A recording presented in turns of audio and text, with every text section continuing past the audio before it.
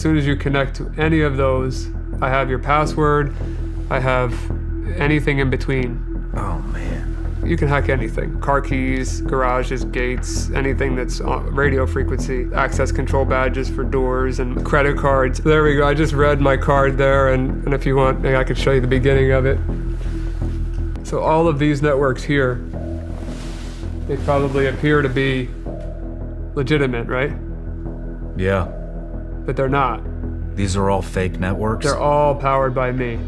So as soon as you connect to any of those, I have your password, I have anything in between.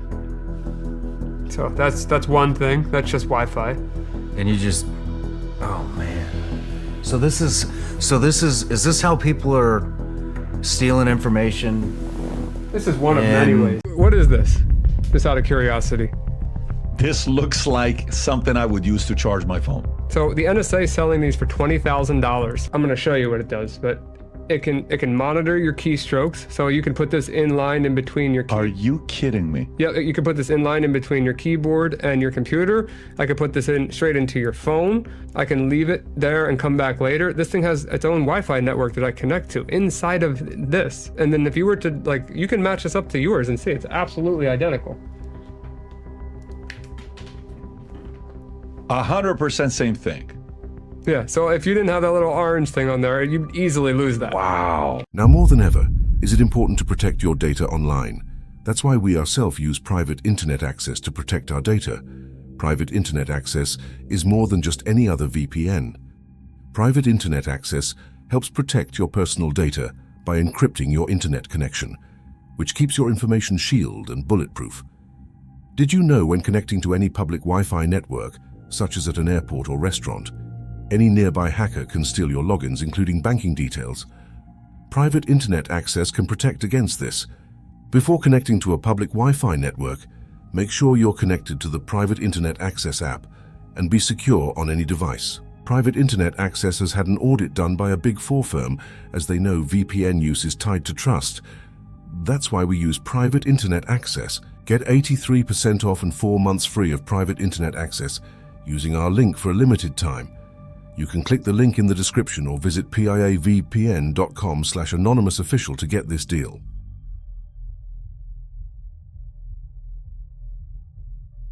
I'm gonna plug this into USB-C, which, you can pick whatever one you want. That's plugged into USB-C. This side, I'm not gonna connect to anything. I could charge my phone with it, I could do whatever I want with it, but what I'm gonna do is on my phone, I'm gonna go to Wi-Fi. I'm gonna click OMG. Now I just created a network from this cable that's plugged in. It's not plugged in. We don't have an OMG network here. No. Okay. Nope, and this is not plugged into anything. Okay. So this is creating a Wi-Fi network. Yep. I'm gonna go to it in my browser. And then I have an interface here that I can connect with. So I'm gonna go in the file menu, I'm gonna load payload 1. There we go. All right, so ready? Now I'm gonna hit build and run, which I could be very far away from the computer. This is just showing an example of it. See how fast that's typing? What's it doing? It's typing PBD podcast and 0 Day was here.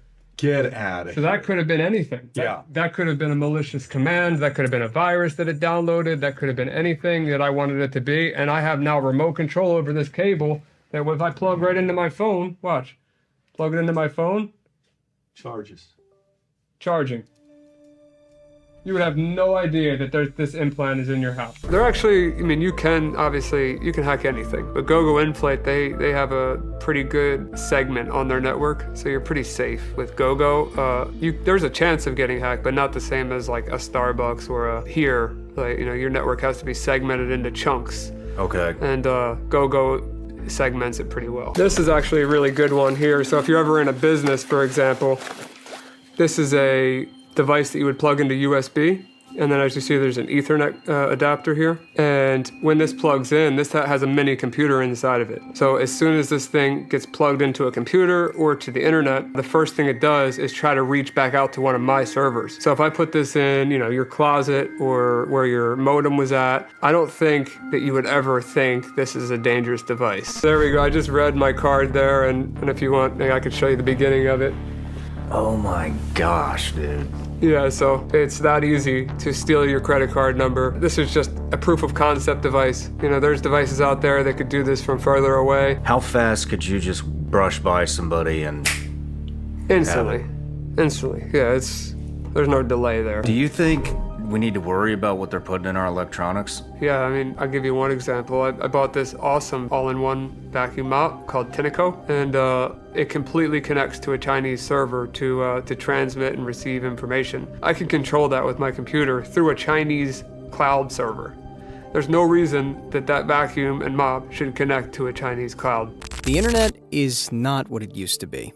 Gone are the days of simple web pages, as now we have to deal with algorithms that are controlling information and user data. Algorithms are the best censor gatekeepers you could possibly produce because they're very well hidden. There's really nothing that can be done about them, since every company who develops algorithms also has intellectual property rights, which means no one is allowed to look into how it works and see if it's fair or not. Even government agencies don't have a chance of checking an algorithm, so they wouldn't know if the algorithm works in a fair and balanced way, or if it works in a very one-sided way, which they do. The more algorithms that come from our internet sources or whatnot, no matter how many ways of censoring things there are online, people will continue finding their own methods in order to communicate among themselves. We keep the internet fairly free for now, but what's going to happen was always going to happen. Big structural cyber attacks have been on the rise. In recent months, we've seen a spike in these types of hacks, which are not irregular, but rather more common than ever before. And it's because this is when hackers strike their biggest targets: big corporations, platforms, government websites, etc. Now, you might think that all these random glitches happening across our planet happen without any connection to each other, with Iran afflicted by some difficulty as well as Canada being hacked too. Yet they're actually connected to one event: an attack against every single target at once. These are preparation attacks. We believe there's basically going to be an internet shutdown event where such structural cyber attacks will happen, that for most of the planet, the entire World Wide Web will come crashing down, and we won't have access to 80 to 90% of all services, because everything now is internet-based. Now, this wouldn't just be an unfortunate coincidence. It would actually be part of a planned attack by someone with very specific goals in mind. They plan on completely restructuring how we use the net. Imagine the largest country you know, then multiply it by 1 million. The internet is now being called the digital entity, with every human on Earth needing to have an online passport before they can access this new land, and with their credentials accessible for all to see. What will happen? It has been tried before, but countries up until now have fought against too much control of the internet, so we haven't seen any of these lofty ambitions come true yet. However, a digital citizenship may soon be required in order to access it, something that would increase security as well as provide more opportunities for people across borders. Imagine a world where every movement is tracked and monitored by the government. They will know where you are, what your activity is like, and who you're chatting with. And they'll have control over every aspect of the internet that those movements take place in. Your private life online may be a thing of the past as soon as this year. All your movements from now on will already be tracked by centralized power, which can then track everything about it, including names, for example, to make sure only approved content reaches people's screens. The internet will be the new central government with everything happening on it. The internet is not safe. In an effort to prevent future attacks, some government officials are proposing that we shut down the currently open internet and replace it with a more tightly regulated system where only those who have been verified can access information online. The goal would be for this new system to increase security while also helping law enforcement agencies catch criminals faster by cutting off routes of communication they need in order to operate anonymously online. We expect this event to happen. It might be sooner, it might be later. This will be the worst attack of its kind. And it's coming soon. The last year has been a practice run for what we're about to experience. ATMs won't work. Devices with internet access will be rendered useless. And our society as a whole will spiral out of control in less than 2 minutes. Do you ever wonder what life would be like without the internet? But here's the good news. Tim Berners-Lee, the guy who invented the concept of the World Wide Web, is working on a new internet where users will have 100% control over their personal data. It would be encrypted in a way so only you could access it. And there are no middlemen involved, so your privacy isn't at risk anymore. You're finally free to use online services without feeling guilty for sharing too much about yourself. So this guy and his team, they've been working tirelessly for years now on this new internet. They know this is coming, and they will launch this very soon. And it will become a new revolution.